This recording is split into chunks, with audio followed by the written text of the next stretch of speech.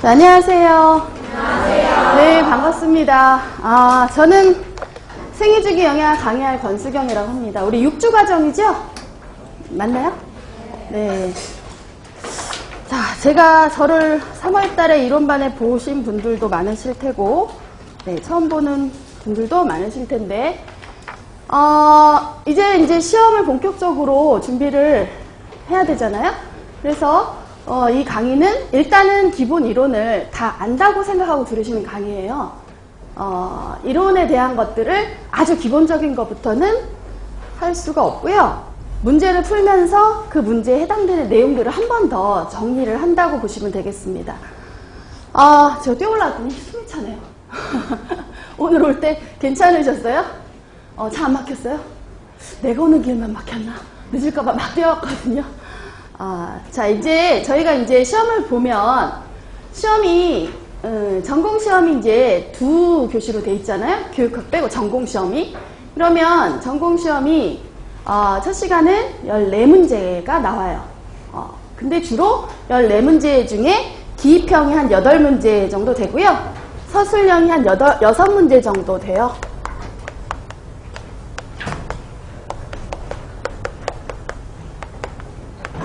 그럼 이제 14문제 되겠죠? 배점은 40점 해갖고 90분 동안 봅니다.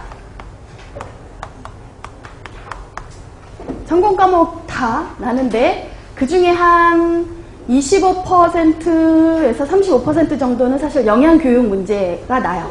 그러니까 다른 과목보다 조금 한두 문제 정도 더 나는 경향이 있어요. 영양교육이. 예. 자, 그래서 이렇게 되고요. 기입형은 짧게 쓰는 것들을 많이 보셨을 거예요. 괄호넣기 하고 그 안에 문장을 완성하기 위해서 어떤 단어 하나를 써라 한다든지 완성형이나 아니면 그냥 이러이러한 것은 해갖고 그냥 간단하게 뭐 이렇게 단어 정도로 대답할 수 있는 단답형 그런 것들을 얘기를 합니다. 그래서 그렇게 기입형이 나고요. 그 다음에 이제 서술형은요, 말 그대로 단답형보다 이렇게 한 단어로 쓰는 것보다는 조금 더 조금 심층적인 문제나 조금 상세한 거를 써라라는 이제 문제가 나올 거고요. 보통 이것도 서술형도 그렇게 길게 쓰진 않아요. 한 문장짜리도 있고요. 한 문장으로 답 딱 끝나는 것도 있고, 내지는 길어봤자 한 3문장 정도로 답하면 짧게 답하시는 거라고 생각하시면 되겠고요. 그 다음에 이제 전공 2차시 같은 경우는 8문제가 나요. 8문제. 배점은 40점이고요. 시간은 똑같이 90분이에요. 근데 이제 여기는 조금 더 길게 쓰는 서술형이나 논술형이 한 문제가 나요. 이렇게 해서 문제가 나는데요. 서술형은 이런 식으로 조금 문장 몇 개 정도, 하나, 내지는 조금 길다 그러면 한 2-3문장까지 답할 수 있는 것들 하고요. 논술형은 말 그대로 서술형보다는 조금 더 길게 써야 돼요. 그래서 문제 자체도요, 하나만 지식적으로 알아서 그냥 답하는 게 아니라 좀 여러 가지 것들을 다 좀 종합해서 자기 나름대로 논리적으로 풀어서 중요한 거를 다른 사람을 좀 이렇게 채점하는 교수님들은 설득한다 라고 생각하고 중요한 거를 포인트를 논리적으로 좀 쓰시는 거예요. 그래서 요것도 한 20줄 정도? 20줄 이내. 이것도 아주 우리가 이거 하나만 갖고 붙잡고 막 1시간 쓰고 이런 건 아니거든요. 그래서 이것도 이제 90분 안에 요 8문제를 다 풀어야 되기 때문에 길어야 한 20줄 이내 정도로 쓰시는 그런 문제가 되겠습니다. 자, 문제는 이런 식으로 이제 나는 거고요. 자, 이 시간에는 생애주기를 좀 볼 거예요. 생애주기 봅시다. 사실은 이 문제의 집은요, 기출문제 위주로 되어 있어요. 기출문제랑 그거를 약간 응용한. 왜냐하면 이제 기출이 객관식으로 난 거는 사실은 객관식의 보기문형 같은 것들이 중요한 내용이다 그러면 이제 그대로 다 실어드렸고요. 보기문형까지 다 보시라는 의미에서. 근데 이제 그게 아니라 요즘은 많이 이렇게 서답형, 이런 식으로 답을 써야 되기 때문에 조금 그렇게 응용해서 바꿔서 내기도 하고요. 그래서 기출문제만 했어도 이렇게 많아요. 사실 보시면 기출문제라는 거는 중요한 데서 나는 거거든요. 그래서 여기에 있는 게 기출문제라서 푸는 게 아니고요. 사실은 중요한 것들만 기출문제가 난 거예요. 문제가 난 거예요. 그래서 우리가 중요한 거를 한번 내가 아는지 모르는지를 체크하기 위해서 보다 보니까 그게 다 기출문제들이에요. 자, 그래서 뭐 일단 중요한 거는요. 항상 제가 첫 시간에 말씀드리는 거는 공부하는 게 중요합니다. 내가 실제로 공부를 하는 게 중요하죠. 그래서 이렇게 문제를 이제 풀어보실게요. 오늘 근데 교재를 오늘 받으셨나요? 오늘이 첫 수업이라? 그렇죠. 뭐 만약에 어제가 첫 수업이다 그럼 이제 책을 받아가지고 미리 풀어보셨을 텐데 그럴 시간이 없었을 거예요 아마. 그래서 이 시간은 첫 시간이니까 같이 이렇게 문제를 보시고 요거를 내가 시험장에 가서 딱 요 문제를 받았다 라는 생각을 가지고 보시면 좋겠어요. 사실은 그랬을 때 요거는 뭐를 써야 돼 그리고 그 내용은 요걸 써야 돼 라고 바로바로 떠올리시면 내가 이론 정리가 좀 됐나 보다 그러고 그럼 이제 조금만 더 열심히 하면 되겠다 이렇게 조금 더 이제 꾸준히 하면 되겠다 라고 용기를 가지시면 되고, 딱 봤는데 뭘 써야 되지? 대충 몇 페이지 정도 있는데 근데 그 내용은 모르겠어 이렇게 하시면 이제 오늘 집에 가셔서 이런 부분을 다시 복습을 하셔야 되는 거예요. 항상 저희 딸이 하는 얘기가 있어요. 엄마 참 이상해. 시험장에 가면 쓸데없는 건 다 기억이 나. 그래서 그거 그 교재 몇 페이지에 무슨 그림 밑에 그거 있었는데 근데 그 내용이 생각이 안 난다고 안타깝게 얘기하더라고요. 그래서 제가 한 번 더 봐라 그렇게 얘기를 했죠. 자, 어쨌거나 이제 문제를 풀어볼게요. 자, 2009년도 응용이라고 되어 있는데 2009년도에는 이 스캐몬의 성장 곡선이 나왔어요.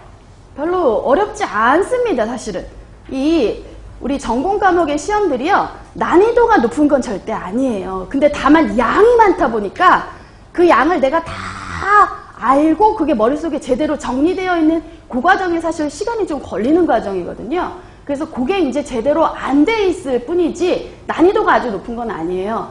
자, 보세요. 스캐몬의 성장 곡선 요거 나왔어요. 그리고 요거 지금 여기에는 임파계, 신경계, 일반형, 상식기형 다 이렇게 우리 이렇게 딱딱 써 있지만 요거 다 빈칸으로 기형, 니은, 디귿, 리을 이렇게 해놓고요. 알맞은 거 골라라 이렇게 했어요. 자, 그래서 요거를 이렇게 한번 가려봅시다. 지금 가려보세요. 손으로? 손으로 안 가리고 그냥 연필로 팍팍 지우면 되죠. 네. 지우면 뭔지 모를 것 같으세요? 불안해하지 마시고 지우세요. 네.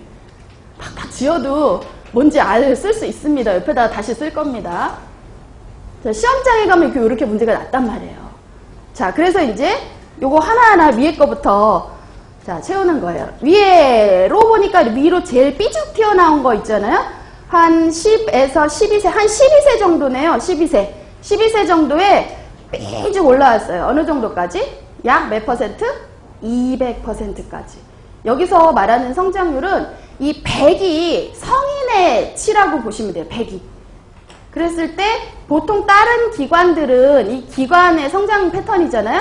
다른 기관들은 보시면 성장이 거의 완료되면 거의 100에 가까워져요. 그러니까 성인치까지 되는 거예요. 근데 특이하게도 요 기관들은 거의 한 12세 무렵에 꼭 12세는 아니고요. 사실 10에서 한 12세 정도죠. 12세 무렵에 성인의 거의 2배까지 치솟았다가 그 다음에 이제 12세 이후에 조금 내려가서 100에 또 가까워지는 거예요. 성인에 가까워져요. 굉장히 특징적인 모양을 갖고 있는 게 바로 이게 무슨 형? 임파계형이었죠. 임파계형. 그래서 림프 조직이라든지 뭐 흉선이라든지 이런 것들 주로 면역과 관련되어 있는 조직들이 여기 해당이 많이 돼요. 림프 조직, 흉선, 편도선 이런 데. 자, 그래서 임파계형이라는 거를 알면 그 2009년 시험에는 된 거예요. 자, 그 다음에 이제 그 바로 아래쪽에 요걸 봅시다. 자, 요거는 요 그림의 요 그래프의 특징은 일단 거의 굉장히 빠른 시점에 성인치까지 다 다다랐어요. 그렇죠? 그래서 영유아 초기 거의 0에서 2세 무렵에 급성장했고요. 영유아 초기에 급성장하고 거의 6세 이상 8세 정도 되니까 성인에 벌써 가까워졌어요. 자, 이게 뭐였죠? 가장 빨리 발달하는 기관들이 우리가 신경계형이었죠. 네. 그래서 신경계형이라고 쓰실 수 있어야 돼요. 정확하게. 신경계형. 2009년에 나왔지만 이거 또 나오고 이거 기역, 니은, 디귿, 리을 안에 된 거 써봐라. 우리 이제 서답형으로 바뀌었으니까 써봐라. 그럼 정확하게 쓰셔야 돼요. 신경계형. 자, 이 신경계형은 뇌라든지 뭐 척수라든지 여러 가지 신경, 감각기관이라든지 예, 뇌, 척수, 뭐 감각기관 이런 것들을 얘기를 해요. 그래서 이게 신경계형의 성장 패턴이에요. 문장으로도 간단하게 쓰실 수 있어야 돼요. 한 문장 정도로. 어떻게? 유아 초기 급속 성장. 가장 빨리 예, 성장하는 기관이고요. 그 다음에 그 밑에 있는 게 누운 S자형. 그래서 약간 이렇게 되어 있는 아이고 예. 자, 누운 S자형인데 요거는 우리가 일반형이라고 얘기하죠. 보통 그래서 여기 나오는 신경이나 뭐 아니면은 이런 뭐 림프 이런 조직 빼고요. 그냥 보통 다른 기관. 근데 보통 우리가 키나 체중의 성장 패턴도 이런 일반형을 보여요. 그래서 키나 체중이나 다른 전반적인 신체 성장의 패턴이라고 보시면 돼요. 이게 일반형이에요. 그래서 약간 누운 S자인데 특징이 요거를 문장으로 표현하자면 급성장기와 완만한 성장기가 교대로 있어요. 그래서 제1의 급성장기가 영아기, 그리고 유아 아동의 완만한 성장을 계속하다가 또 한 번 제2의 급성장기가 청소년기에 오는 그런 특징이 있어요. 자, 그 다음 이제 맨 밑에 거의 청소년기까지 거의 성장이 없다가 예, 사춘기 이후에 급성장하는 거, 요게 바로 생식기형입니다. 네, 생식기형이에요. 그래서 보통 생식기관들, 뭐 난소, 뭐 자궁, 고환, 요런 네, 그런 기관들은 요런 패턴을 보여요. 그래서 모양을 보면 일단 이게 무슨 형인지 정확한 이름을 쓸 수 있어야 되고요. 그것들의 요 패턴의 특징을 한 문장 정도, 짧은 한 문장 정도로 쓰실 수 있으면 돼요. 자, 생식기형의 특징은 사춘기 이후부터 급성장. 이렇게 간단하게 한 문장으로 쓰실 수가 있어요. 자, 그래서 이제 이렇게 4가지의 성장 패턴이 있습니다. 그래서 2009년에는 사실은 임파계, 신경계, 일반 생식기형 요거를 하나하나 칸에 넣는 문제였고요. 자, 우리는 이제 거기서 조금 더 맥 문제를 조금 더 풀어볼게요. 자, 1번 보시면 가와 나는 스캐먼의 성장 곡선 중에 어떤 유형으로 설명되는가? 자, 일단 그러면 가가 어떤 기관인지를 알아야 무슨 형이라고 답을 쓰실 수가 있겠죠? 그래서 가를 보니까 위에 표를 보시면요. 요 표에 숫자가 2개 나와 있잖아요. 앞에 숫자가 하나 있고 뒤에 괄호하고 있고요. 사실 여기 단위를 하나 좀 써주세요. 요 앞에 숫자는 그램, 예, 기관의 무게 그램이고요. 뒤에 요거는 퍼센트예요. 퍼센트. 성인치의 몇 퍼센트 정도 성장했는지를 나타내는 뒤에는 퍼센트라고 보시면 됩니다. 자, 그랬을 때 이 가 기관은 보니까 벌써 6세 무렵에 거의 89, 90%까지 성장을 했어요. 그래서 요거는 뇌입니다. 사실 우리가 이론 교재에 나와 있었던 표지요. 네, 이론 교재에 아동기에 요게 표가 실려 있었어요. 똑같은 게. 그래서 가는 뇌였고요. 그 다음에 이제 나 같은 경우는 보니까 요게 200까지도 올라갔어요. 200까지 올라갈 때 내려오는 거 기관 중에 하나예요. 그래서 흉선인데 나는 흉선이거든요. 가는 뇌고 나는 흉선인데 요거를 뇌와 흉선을 쓰라는 건 아니고 요 1번에서는 요것이 속한 성장의 패턴, 유형을 쓰라고 그랬으니까 가는 무슨 형을 쓰시면 돼요? 네, 신경계형 이렇게 쓰시면 돼요. 나는요, 흉선, 림프선, 이런 편도선, 이건 뭐였죠? 임파계형 이렇게 쓰시면 됩니다. 그래서 가번은 신경계형, 나번은 임파계형,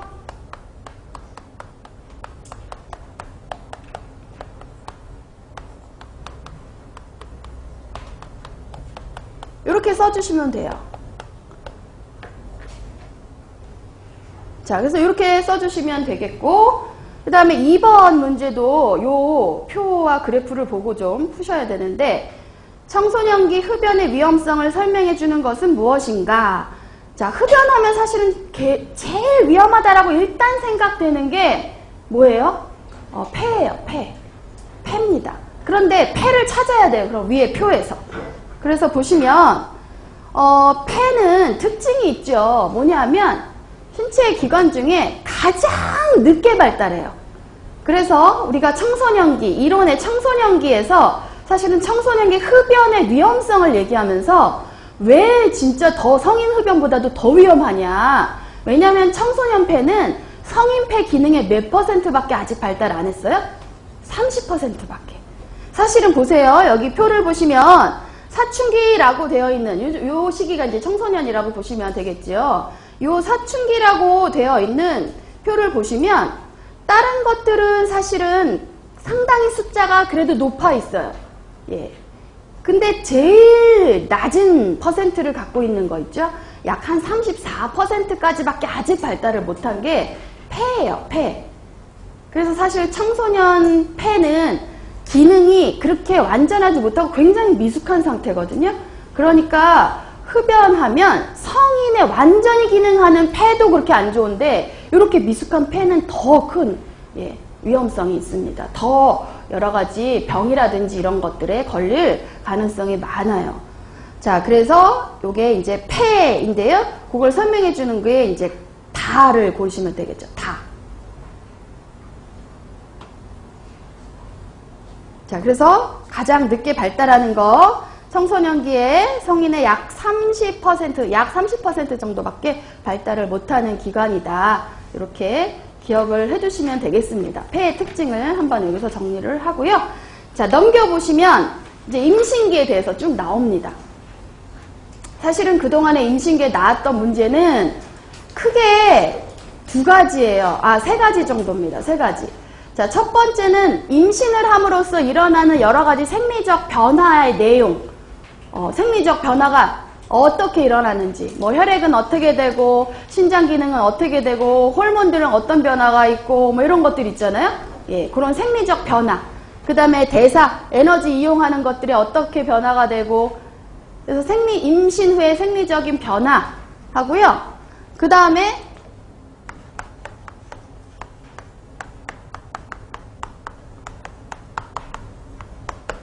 임신했을 때 모체에 의해서 영향을 받는 태아의 여러 가지 증상들.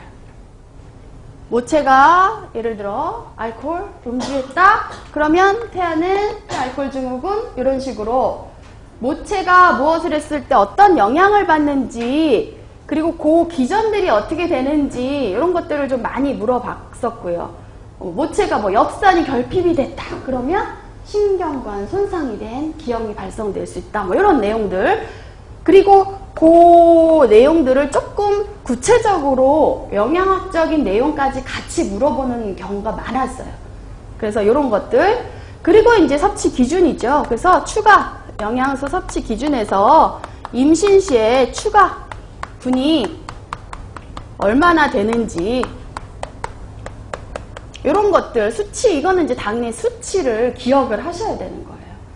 그래서 이런 문제들이 많이 나왔었기 때문에 사실은 앞으로도 중요한, 사실 이게 제가 제목을 이렇게 쓴 거지만 이 안에 좀 많은 내용이 들어가 있잖아요. 그죠? 예, 우리가 주로 임신기 때 정리한, 이론 교재에서 정리한 것들이 사실은 이 내용들이에요.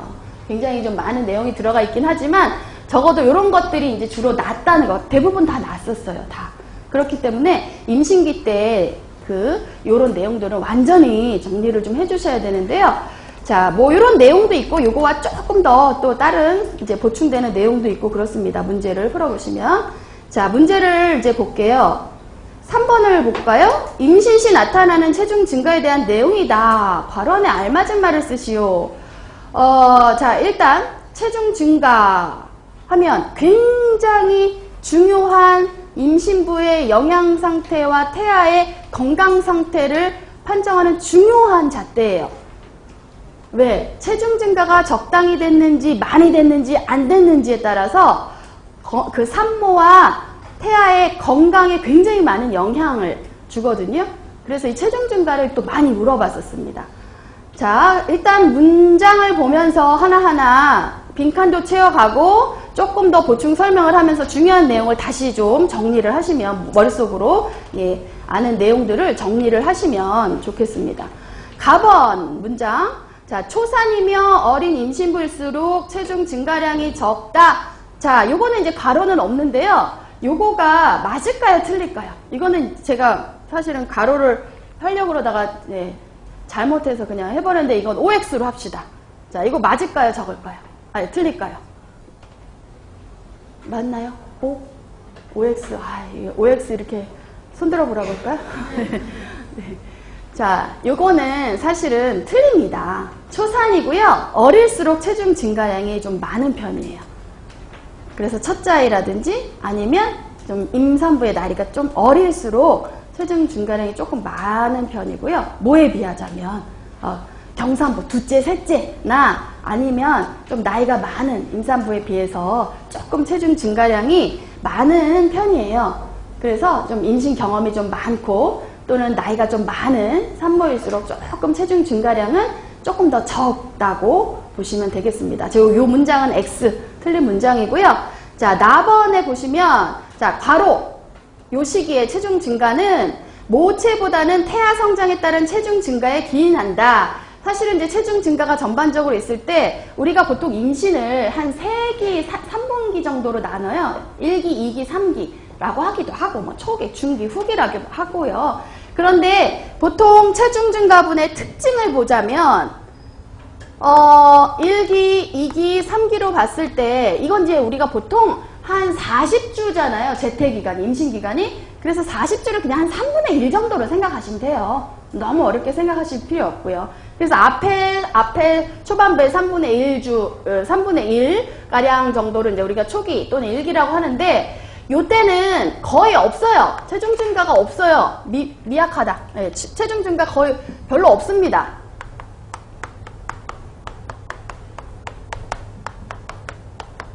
별로 없다 라고 생각하시면 되고요.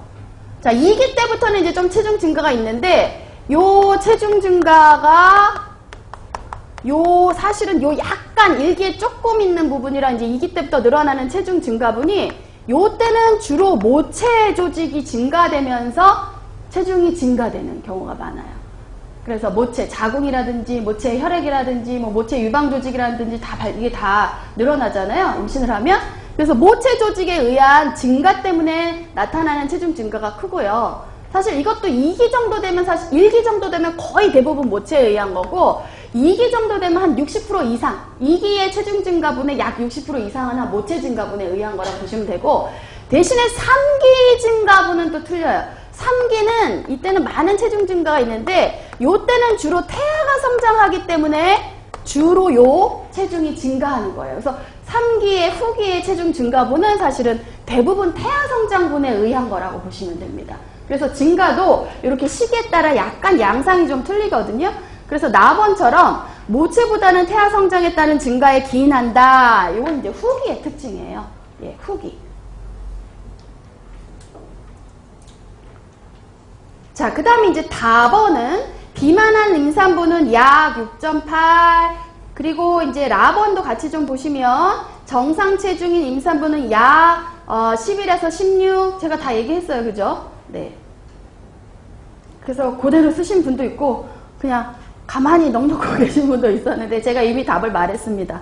자, 그래서 비만인 요거는 굉장히 중요해요. 사실 그 기출도 됐었고요. 그래서 보시면 체중 증가분이 11에서 16이 보통 일반적인 체중 증가분이거든요. 정상적인 체중 증가분. 뭐 교재에 따라서는 뭐 그냥 굉장히 좀 까다롭게 이렇게 좁은 범위로 얘기하는 교재도 있기는 있는데 전공서도 있긴 있는데 우리가 그냥 일반적으로 한 11에서 16 개인차가 좀 있으니까 10에서 16 정도가 임신 기간 동안의 정상적인 요 정도 증가하면 아이도 잘 자라고 있고 임산부도 건강하게 잘 네, 임신 기간에 있는 거다. 이렇게 보는 정상적인 체중 증가분이 요거예요. 근데 요거는 앞에 조건이 뭐냐면 임신 전에 체중이 정상이었던 사람, 보통 표준 체중이었던, 정상 체중이었던, 건강 체중이었던 그런 산모 같은 경우는 임신 기간 동안에 요 정도 느는 게 좋다라고 얘기를 하고요. 지금 우리 여기 문제 나온 것처럼 비만인 경우는 요거보다는 어때요? 작아야 돼요. 그래서 이제 6.8이라고 얘기하는데 뭐 약 7이라고 해도 뭐 틀린 건 아니겠죠. 6.8이나 7이나 그죠? 네. 근데 요것도 이제 조금 교재에 따라서는 조금 여유분을 5에서 9 정도라고 하는 전공서도 있어요. 자, 그래서 여기 나번 문장에, 답번이군요. 답번은 비만한 임산부는 약 6.8 정도. 우리 이론서에 사실 6.8로 정리했으니까 6.8 체중 증가가 적당하다라고 보시면 되겠고, 라번 문장에 정상 체중인 임산부는 약 11에서 16 정도 체중 증가가 적당하다. 그래서 여기서 요 증가분은요, 임신 전의 상태에 따라서 달라지는 거예요, 사실은. 우리가 그냥 흔히 11, 16이라고 말하는 건 임신 전에 건강 체중, 정상 체중, 표준 체중을 유지했던 산모를 얘기를 하고요. 자, 그러면 저체중일 때는요. 저체중일 때는 그럼 요 원리를 이렇게 보자면 우리가 대충 감을 잡을 수 있죠? 11, 16보다는 더 커야 될 거예요. 그래서 보통 한 12에서 18 정도, 우리 교재에서 뭐 12.5에서 한 18 정도라고 했었는데 한 12에서 18 정도. 네. 그래서 요것도 원리가 얘를 기준으로 임신 전에 비만이었던 산모는 요거보다 작아야 되고요. 요거보다 이제 임신 전에 저체중이었던 산모는 요거보다는 조금 더 많이 늘어나야지 정상이다, 체중 증가다. 요거를 좀 기억을 해주시면 되겠고요. 이거 말고도 사실 우리가 이제 다태아, 쌍둥이일 경우도 교재에서는 정리를 했었어요. 당연히 많겠죠. 한 명 있을 때도 이 정도인데. 그래서 이제 여러 다태아를 가졌을 때는 뭐 한 16에서 20 이상 이렇게 얘기하기도 하고요. 뭐 교재에 따라서는 전공서에 따라서는 뭐 11에서 25까지도 얘기하는 전공서도 있어요. 그래서 그렇게 보시면 되겠습니다. 자, 마번 볼까요? 사실 이렇게 체중이 증가했다. 이 정도로 체중이 증가했잖아요. 그럼 이 체중 증가분을 우리가 성분으로 한번 보자면 사실 제일 많이 차지하는 거는 수분이에요. 그래서 이 체중 증가분의 한 60% 이상, 62% 정도가 수분이라고 보고요. 그 다음에 한 30%는 지방, 한 8%는 단백질이라고 봐요. 그래서 한 62%, 약 60% 이상이 수분인데 이 체중 증가분의 60% 이상을 차지하는 수분이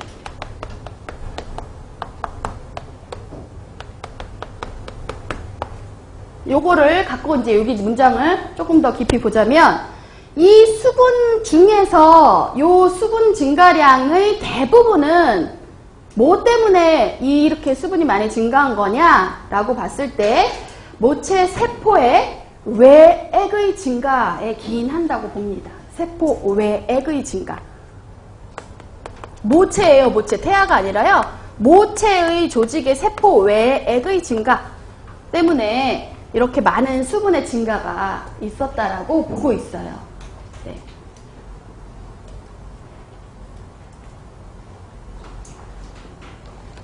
자, 그래서 이렇게 체중 증가에 대한 내용이 이렇게 있었고요. 실제로 임신의 생리적인 변화를 한꺼번에 다 물어보는 문제가 2009년인가요? 10년도에 그렇게 객관식 문형으로 나온 적이 있었는데 그때 이 체중 증가의 수치를 반드시 알아야만 정답을 고를 수가 있었습니다. 수치는 상당히 중요해요. 체중 증가는 굉장히 중요한 임신부의 건강을 판정하는 잣대이기 때문에요. 수치까지 정확하게 알아두셔야 돼요. 그리고 오늘 집에 가시면 제가 이렇게 여기서 언급한 내용에 관련된 부분을요. 이론책 또는 이제 저희 이론 교재가 안 보신 분들은 전공서에서 그 체중 증가에 대한 내용을 찾으셔야 돼요. 그래서 제가 지금 얘기하지 않은 부분까지도 한번 쭉 한번 훑어보세요. 네, 임신 중에 체중 증가에 관련된 내용을 한번 복습을 하셔야 되는 거예요. 자, 4번 볼까요? 자, 이것도 굉장히 중요한 겁니다. 저기 세 번째 나오는 요거죠, 요거. 추가량 숫자는 요것도 좀 기억을 해주셔야 되는데요. 자, 임신 5개월 된 27세 임신부의 경우 그러니까 이거는 20대이고요. 임신 5개월이면 한 2기 들어갔겠네요. 그죠? 예, 1기는 지나가고 2기 들어갔어요. 자, 열량, 단백질, 칼슘 및 철분은 같은 나이 비임산부에 비해 얼마나 더 섭취하여야 하는가? 여기서 물어보는 거는 얼마나 더니까요. 추가량을 쓰셔야 돼요. 추가량. 하루에 먹어야 되는 토털 양이 아니고요. 그래서 만약에 요거 말고 문제가 하루에 얼마 먹어야 되느냐 하면 토털 총 얼마를 쓰셔야 되고요. 요것처럼 얼마나 더 먹어야 되느냐 하면 플러스된 추가량만 쓰시면 돼요. 그래서 그거는 굉장히 우습지만 그거 실수할 수 있는 부분이니까 사실은 추가량, 우리는 추가량 위주로 외우잖아요. 비임신 시에 20대 얼마, 그리고 플러스 얼마 이렇게 외우시잖아요. 그러면 상관이 없는데 하루에 얼마나 먹어야 되는가 이렇게 나오면요. 그 추가량만 쓰시면 안 되고 원래 먹어야 되는 양 플러스 추가량 더해서 그 토털 총 개를 써주셔야 돼요. 그래서 그거는 꼭 한번 이게 추가량 묻는 건지 아니면 하루에 총 얼마 먹어야 되는 건지 그것만 좀 마지막에 문제 볼 때 조금 체크하시고 답을 써주세요. 자, 그러면 열량 볼까요? 열량. 19, 29세 얼마? 여자. 19, 29세 여자. 네, 2100이죠. 자, 추가 볼까요? 추가. 근데 지금 다른 영양소는 임신기 통틀어 보통 나오는데 열량과 단백질은 1기, 2기, 3기 나눠서 얘기해요. 그죠? 네. 그래서 여기에서는 2기를 물어보는 거니까 얼마일까요? 340 플러스 340. 그리고 만약에 3기를 물어본다면 450. 1기는요? 없어요.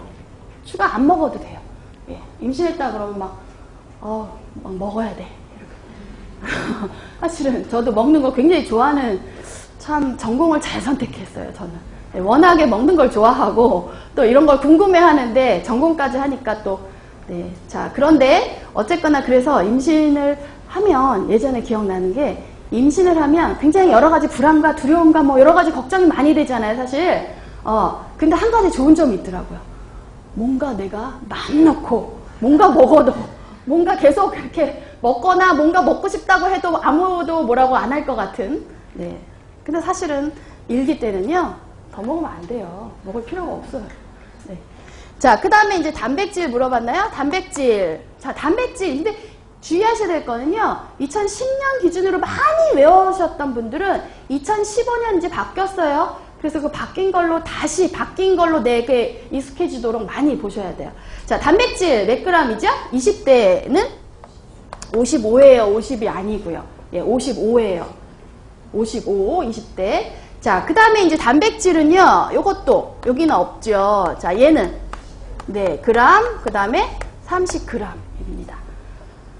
자, 그 다음에 이제 나머지 칼슘, 철분 같은 경우는 뭐 1기, 2기, 3기 없어요. 그냥 임신기 통틀어서 추가량을 구하시면 되는데요. 자, 칼슘 같은 경우는 추가량, 이거 주의하셔야 되죠, 이번에. 자, 칼슘. 700ml인데, 임신했을 때 추가분이 얼마? 없어요. 예. 없습니다. 틀려졌기 때문에 주의하셔서 잘 기억하셔야 돼요. 2010년하고 15년하고 수치가 좀 바뀐 것들이 특히 임신기에는 많기 때문에 주의를 하셔야 되고요. 자, 그 다음에 철분 볼까요? 철분은 뭐 워낙에 많이 나는 거니까 얘는 크게 숫자도 바뀐 것도 없어요. 네, 13일이고요. 임신기 때 10입니다. 그래서 숫자를 조금 이런 것들은 지금 바뀌었단 말이에요. 숫자가. 그래서 기억을 좀 해주셔야 되고요.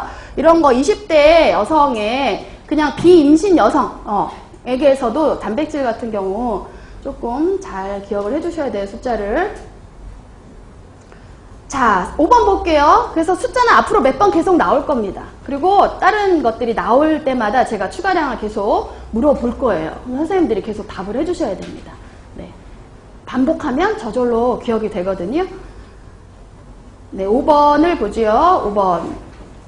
임신부의 생리적 변화에 대한 설명이다. 괄호 아래 알맞은 말을 쓰시오. 자, 이거 생리적 변화도 여러 번 문제에 났던 겁니다. 자, 1번을 보시면 레닌과 알도스테론 분비는 어떻게 될까요? 증가합니다. 증가.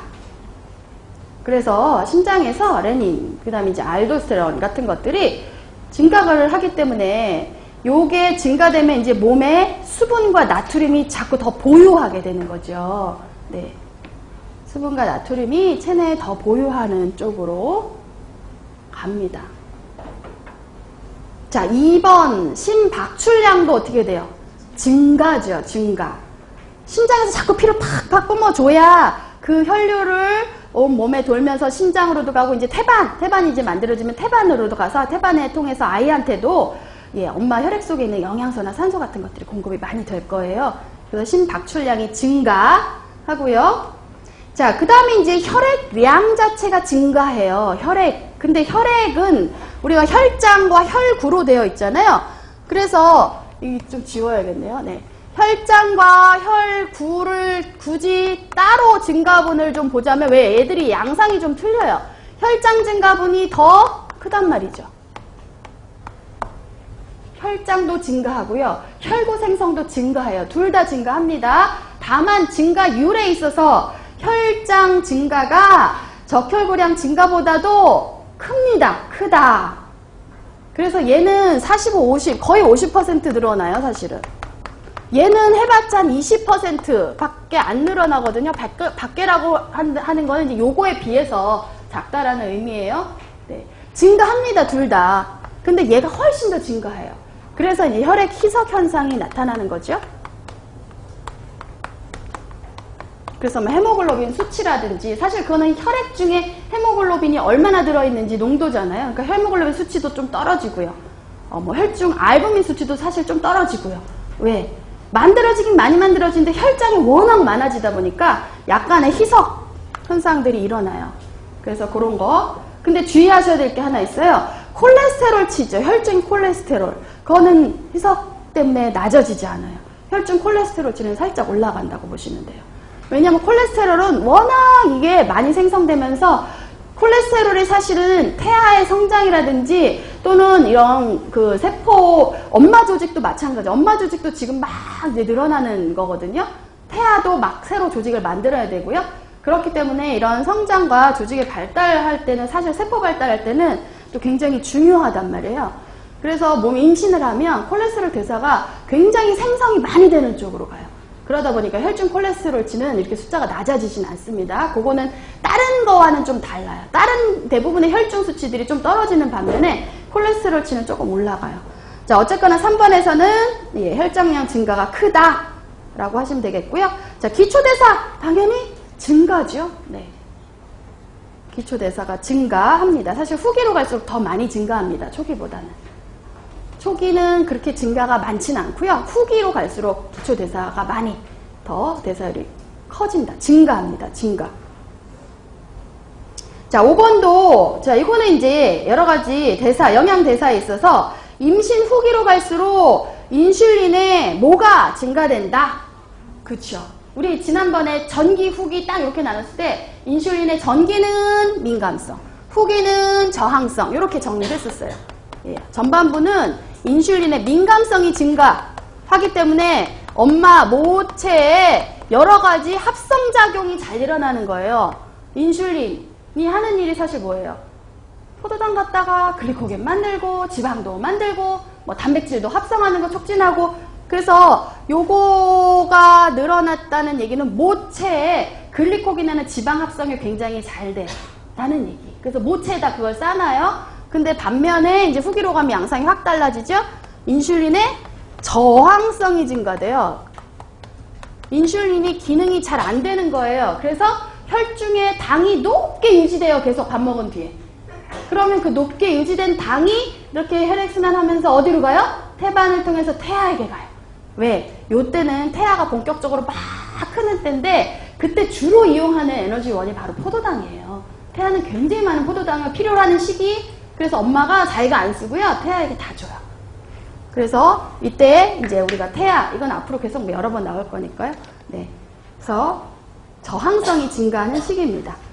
자, 그래서 5번 문장에 보시면 인슐린의 저항성이라고 적어 주셔야겠습니다. 자, 6번 볼까요? 뭐 세포의 성장 단계, 뭐 요거는 보통 이제 앞부분에서 살짝 우리가 배웠던 거입니다. 3단계로 나누어지죠? 예. 성숙 단계 들어가기 전에 크게 3단계로 나눠집니다. 그래서 첫 번째 단계는 세포에 뭐가 늘어요? 네, 수가 늡니다. 수. 그러니까 세포가 새로 계속 만들어진다는 소리예요. 그죠? 증식. 하이퍼플라시아 증식. 이 얘기는 세포가 계속 분열이 되면서 세포가 새로 만들어지니까 세포 수가 늘어난다. 그러니까 당연히 DNA도 증가하고 있겠죠. 자, 그 다음에 2단계. 역시 계속 새로운 세포가 만들어지고 있어요. 그리고 이 만들어 놓은 세포의 크기도 커지고 있습니다.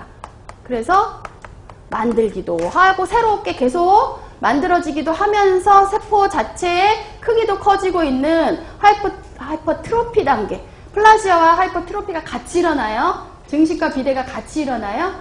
그래서 요때도 역시 자, 그런데 요 3단계에 오니까 이제 더 이상의 새로운 세포는 이제 안 만들고요. 그냥 세포의 크기가 만들어 놨던 그 세포들의 크기가 커지는 하이퍼트로피 단계예요. 비대가 일어납니다. 그래서 이때는 더 이상 증식은 일어나지 않기 때문에 요 DNA가 더 이상 늘지 않고 요 단계에서는 일정해요. 늘지 않습니다. 사실 DNA는 세포가 새로 만들어지면서 세포수가 늘어날 때 이게 늘어나는 거, 증가하는 거예요. 자, 그래서 이런 특징이 있고요. 그리고 이제 요 단계 이후에는 성숙 단계가 있습니다. 그래서 1단계 증식, 하이퍼플라시아라고 얘기를 하고요. 요때는 세포 수가 늘어나요. 수가 증가라고 우리가 표현하죠. 자, 2단계는 두 개가 다, 수와 크기가 다. 그래서 세포도 늘어나면서 크기도 커지는 단계. 그리고 마지막 3단계는 더 이상 증식이 없기 때문에 이때는 DNA 양은 일정해요. 늘어나지 않습니다. 자, 그래서 이렇게 3단계 뭐 간단하게 이거는 써주시면 되고요. 이렇게 하고 넘어가죠. 자, 7번 볼게요. 다음은 영양 섭취 기준에 대한 설명이다. 보기에 괄호에 해당하는 단어를 쓰시오. 뭐 가장 기본 중에 기본인데 그래도 그냥 한번 정리합시다. 네. 자, 예전에는 정말 초반에는 2008년 고무렵에 8년 9년 고무렵에는요 정말 상한 섭취량의 개념은 이렇게 물어보는 문제도 났었어요. 사실은. 그러니까 이제 지금은 물론 그렇게 간단하게 아주 그냥 아주 이렇게 기본적인 문제가 나지는 않겠지만 그래도 그 개념이 중요하다는 얘기예요. 각각의 개념들이. 그래서 그 개념을 모르고 나가면 아무리 복잡한 걸 여러 개를 지식을 안다 해도 사실은 출제한 분이 원하는 포인트의 답을 못 쓸 수 있어요. 정확한 개념은 이거 그냥 아이 쉬운 거야 뭐 이렇게 넘어가지 마시고요. 놨었던 문제는 그 왜 놨겠어요? 중요하니까 놨겠죠. 그래서 개념이 중요하구나 이렇게 좀 보시면서요. 이거 한번 그냥 살짝 풀어볼게요. 7번. 자, 기억에 영양 섭취 기준은 너무 쉽죠? 네. 4가지의 개념이 있습니다. 평균 필요량과 권장 섭취량, 충분 섭취량, 상한 섭취량으로 되어 있어요. 자, 다 아시겠지만 권장 섭취량, 평균 섭취량은 대상자의 몇 퍼센트 필요량 충족? 몇 퍼센트? 50% 하는 양을 구해낸 거예요. 여러 가지 과학 실험을 거쳐서. 그리고 거기에다가 2배의 표준 편차값을 더해서 조금 여분을 준 것을 우리가 뭐라 해요? 권장 섭취량. 자, 근데 평균 필요량을 구할 수가 없어요. 과학적인 아직 근거가 별로 없어갖고. 그러면 권장도 못 구해요. 그죠? 평균 필요를 일단 구해놓고 거기다가 숫자를 더해서 만들어내는 게 권장 섭취예요. 근데 이 영양소는 사람들한테 얼마나 먹으면 좋을지 좀 알려주고 싶다. 그럼 이제 우리가 갖다 제시해주는 게 충분 섭취량. 과학적 근거 없을 때. 그래서 보통 건강한 사람들이 먹는 양을 가져다가 통계 자료라든지 역학 자료를 통해서 이렇게 제시를 해주고요. 그 다음에 이제 상한 섭취량은 유해 영향이 나타나지 않는 최대 섭취 수준. 네, 섭취하는데 요거까지는 최대 유해가 안 나타난다 라고 하는 개념이에요. 그래서 개념은 기본이지만 써라! 그럼 쓰실 수 있어야 되는 거예요. 네. 자, 기억번 그렇게 2개 평균과 충분 써주시면 되겠고요. 자, 니은. 요 경우는요, 아무 말이 없지만 성인, 만 19세 이상의 에너지 적정 비율을 써주시면 되겠습니다. 네. 자, 탄수화물은요, 55에서 65. 요것도 주의하셔야 돼요. 2015에서 에너지 적정 비율이 탄수화물이 낮춰졌어요. 상한선이 70이 아니라 65예요.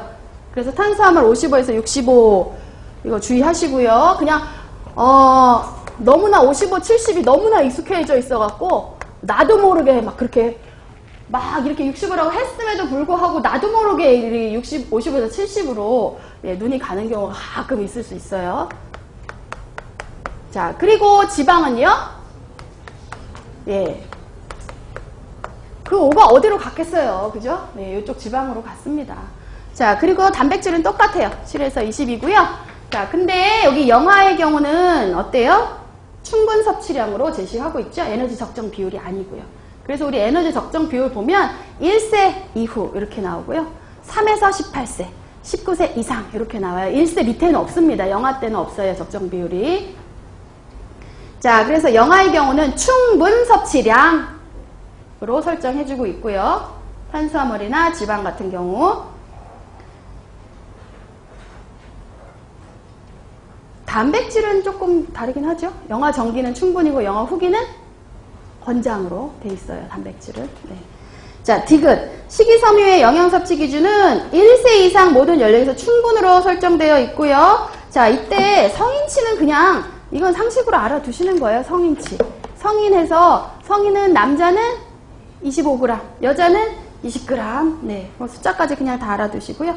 자, 리을. 수분의 영양 섭취 기준 모든 연령에서 역시 수분도 충분으로 설정되어 있죠. 네. 그래서 충분으로 설정되어 있는 영양소 뭐가 있을까요? 네, 한번 그 밑에다가 한번 정리해 볼까요? 네, 충분으로 설정되어 있는 거. 얘들은 평균이나 권장 없어요. 충분으로 설정되어 있습니다. 뭐가 있을까요? 수분, 여기 나오는 수분, 섬유소. 네, 그 다음에 지용성 비타민이 조금 많죠? 비타민 뭔가요? D, E, K. 자, 그리고 수용성 중에서도 있어요. 판토텐, 비오틴 있죠? 그리고 이제 무기질 뭐가 있어요? 나트륨, 불소, 망간, 염소, 칼륨. 요것들은 이제 충분으로 설정되어 있습니다. 그래서 요것도 기억을 하셔야 되고요. 예전에 그런 문제도 나왔었어요. 상한으로 설정되어 있는 영양소인 것을. 충분으로 설정된, 그러니까 충분으로 설정된 영양소 또 한 번씩 정리해 보셔야 돼요. 자, 수분, 섬유소, 그리고 비타민 중에서는 지용성 D, E, K, 그리고 판토텐, 비오틴, 나트륨, 염소, 칼륨, 불소, 망간. 네. 이런 것들이 충분으로 설정되어 있는 겁니다. 이거 집에 가셔서요. 다 못 적으셨으면 집에 가셔서 영양섭취 기준을 한번 또 쭉 보세요. 영양섭취 기준은요. 많이 친해질수록 좋아요. 하루에 한 번 정도 정말 애인이 준 편지다 생각하고 한 번씩 보세요. 예. 지금부터 한 번씩 보시면 아마 시험 전날은 네, 뭐 쉬는 시간 됐나요 지금? 네. 시험 전날에 지금부터 이게 농담이 아니고요. 하루 한 번씩 그냥 보세요. 이렇게 재미로 쭉 한번 보시는 거예요, 숫자. 근데 나중에는 눈에 무작정 외우시면 안 들어오고요. 우리가 이제 생애주기에서 배웠던 여러 가지 생애주기마다의 중요한 영양소들 있잖아요. 성장에 필요한 영양소라든지, 노인기가 되면 뭐 줄어들어야 될 거라든지, 아니면 노인 때 훨씬 뭐 많이 B12 같은 경우에 노인기에 대한 얘기 많이 했잖아요. 그런 것들 연결해서 이렇게 쭉 보시는 거예요. 이론하고 같이 숫자랑 이렇게 비교하면서 보시면 될 것 같습니다. 네, 좀 쉬었다가 할게요.